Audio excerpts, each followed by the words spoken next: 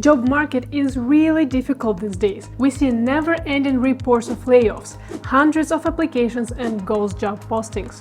Finding a job feels impossible, and in this video we will get to the bottom of how to approach your job search in this economy.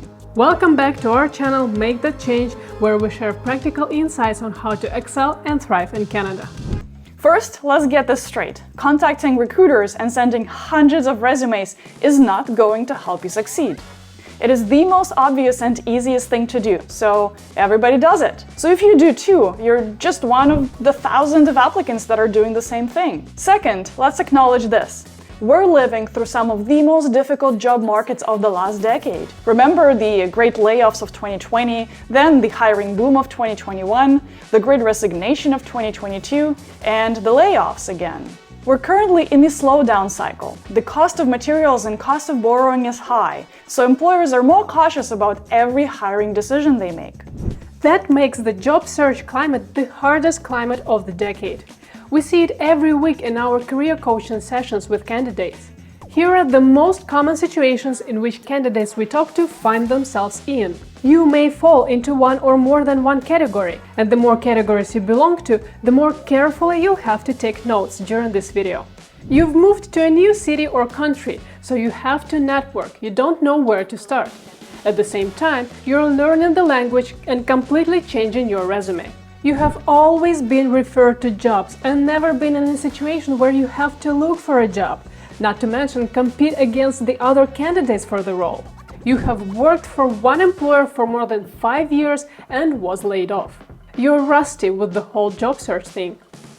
You are transitioning to another role or industry. You feel like the whole transferable skills shebang doesn't really work for you.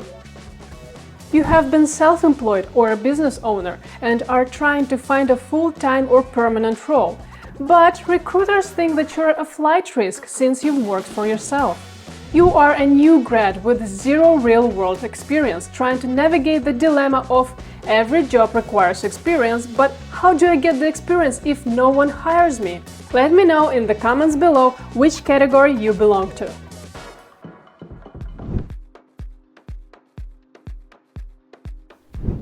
Okay, here's the deal. In this market, nobody wants juniors. But it doesn't mean that you can stop looking for a job if you have less than 3 years of experience. In addition to that, the current market demands extreme specialization. Employers want someone with extensive experience in a specific thing, be it type of projects, type of clients, or types of problems you have previously successfully solved. They want you to hit the ground running and produce results with minimal training. That's the current reality. So it is critical to build out a stellar professional profile, which includes a personal pitch and a resume that articulates your superpowers and your background. We've covered these topics in depth, and if you haven't seen it, you can subscribe to our Career Deck newsletter or watch the videos we've made previously. We will leave the links below as well. In this video, we will focus on strategy of your job search and a step-by-step process of how to get in front of the right eyes. Looking for a job is difficult and it takes a ton of time. Looking for a job may very well turn into a full-time job, and that's okay. Candidates we've worked with who approach the process pragmatically and thoughtfully tend to achieve better results and find jobs faster. Here's what they do. First, approach your job search process as a funnel, which will lead you to that one employer who wants to hire you. And it will go like this. Interest. In your case, this is the list of all companies you want to work at and that have a job posting that's relevant to your background. Application. This is the list of all the jobs that you've applied to. Interview. A list of all companies you've made contact with, aka had an interview. And finally, a job offer. Well, it's a job offer. On this channel, we always recommend getting out there and reaching out to strangers, especially on LinkedIn. We keep track of people we've reached out to, who's responded, and who's agreed to hop on a call or share their insights. Using the funnel method really helps keep track of your progress and makes it easier to analyze what works and what doesn't. As you go through this funnel, you must continuously fill it with opportunities and leads, aka applications and connections. But be careful. Filling up your funnel with hundreds of random applications or messages to random people will not be fruitful. It will only take time and dilute your concentration of potential successful job applications. It really works like a funnel. Garbage in, garbage out. So take care of your funnel. On the flip side, putting all your hopes into one opportunity, one connection, or one interview cycle reduces the chances of success and will certainly increase the chance of your disappointment. Don't forget, for every opportunity you're interviewing for, you're one of many candidates the company is interviewing. Recruiters have their own funnel too. Let's say they have a job posting and they receive 1,000 applications. Then ATS system will filter out 75% of them, and recruiters will choose to pre-screen only 20 candidates via a phone call. Around 6 of those candidates will make it to the second stage interview, and 1 or 2 will be lined up for a job offer. Yes, companies like to keep a second best candidate in the back pocket in case the first candidate rejects the offer for whatever reason. So in order to increase your chances of success and stay motivated, here is what we recommend. Fill your funnel with good quality companies and positions. These are the job postings where you have 70 to 80% match for job description. Have realistic expectations. Remember, only one person gets a job, while everyone else they interviewed does not. Practice the three-legged stool approach. The three-legged stool. Let's imagine for a second that your job search process is like a three-legged stool. The seat is the core of your professional profile. That's your background, experience, and how well you articulate what you're capable of. And there's 3 legs that support it. These are the critical components that make everything work. If you remove any one leg, the balance is lost and the stool falls down, no matter how good the other parts are. So let's look at what these 3 legs are. First, it's the personal networks leg.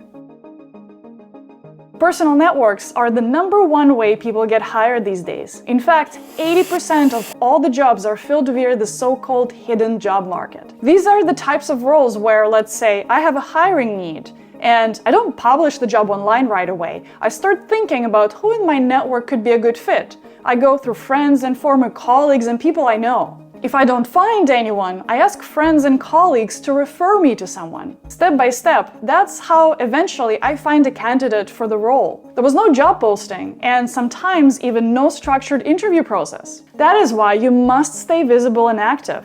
Reach out to former colleagues. Start contacting every employer, partner, stakeholder you've ever worked with. Let them know that you're open to having a discovery call and a meeting about opportunities where you can add value and help them achieve their outcomes. Reach out to strangers too. We wrote a great manual on how to reach out to strangers in our newsletter, so make sure to check it out and subscribe for more career tips. What does staying visible and active really mean? It's staying in touch with your network by sending them occasional messages, sharing relevant resources to them, or simply inviting them for a cup of coffee every now and then. Maybe you even come across an opportunity that your contact might be interested in. This is one of the best ways of paying it forward and giving before you asking for something. So when you start your job search, always reach out to your contacts and let them know that you're open to new opportunities. If you're connecting with strangers, don't ask for job or referrals. Build a connection first, share some relevant industry insights, stay top of their mind. Unless you're top of their mind, people will not likely remember to keep you in mind when an opportunity comes up. Remember, it's not about you looking for a job.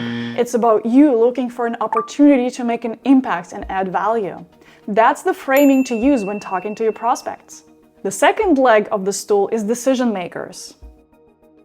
Another, more precise but more effortful way to find your next job is through finding the stakeholder who owns the specific hiring problem and reaching out to them directly. Let's say you're a designer looking for your next opportunity. Reach out to 10 creative directors or brand managers in the companies of your interest. Message them directly, find something in common, and show your interest. This increases your chances of tapping into that hidden job market at best. And at worst, if they're not ready to hire you, you will have made a connection and learned some insights. Speaking of learning insights, learning about what works and what doesn't is a crucial part of your job search process. Every rejection is a signal for what you could work on next.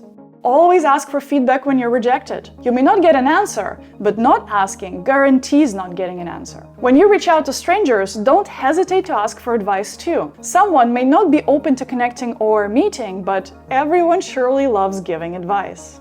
The final leg of our stool is recruiters. Did you know that most people never actually get a job through a recruiter? This is because recruiters' goal is to find people for a specific job, not find jobs for people. They have a specific company that they work for and a specific job description that they need to fill. Recruiters generally do not invest the time in calls and discussions with candidates who are not fit for the specific job that they're currently working on. So working with recruiters is part luck, and you have to be at the right place at the right time. That is why it's so important to stay top of mind of your past colleagues first and connect with recruiters strategically. When you're selecting a recruiter to contact, take the time to research their practice area. Do they work in the industry that you want to work in? Do they recruit for your specific role?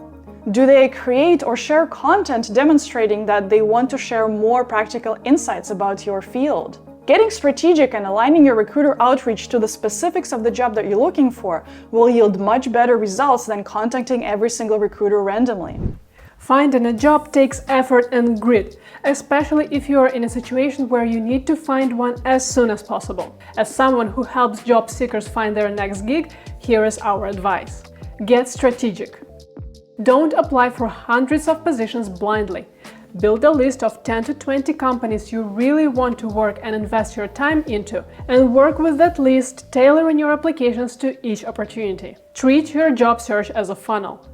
Keep filling the funnel when you get rejections. Keep track of your application progress and analyze your results. And network, network, network. Oh, and did I say network? Let me know what aspects of job search you need most help with, or subscribe to our newsletter Career Deck, where we share career tips and job postings every week. And watch this video where I share how I found my first job in Canada within 30 days. Thank you to our channel members and patrons for support. If you too want to support our channel, you can do so by becoming a member or simply tapping the like button and subscribing to our channel. That helps too. Thank you for watching and take care, guys.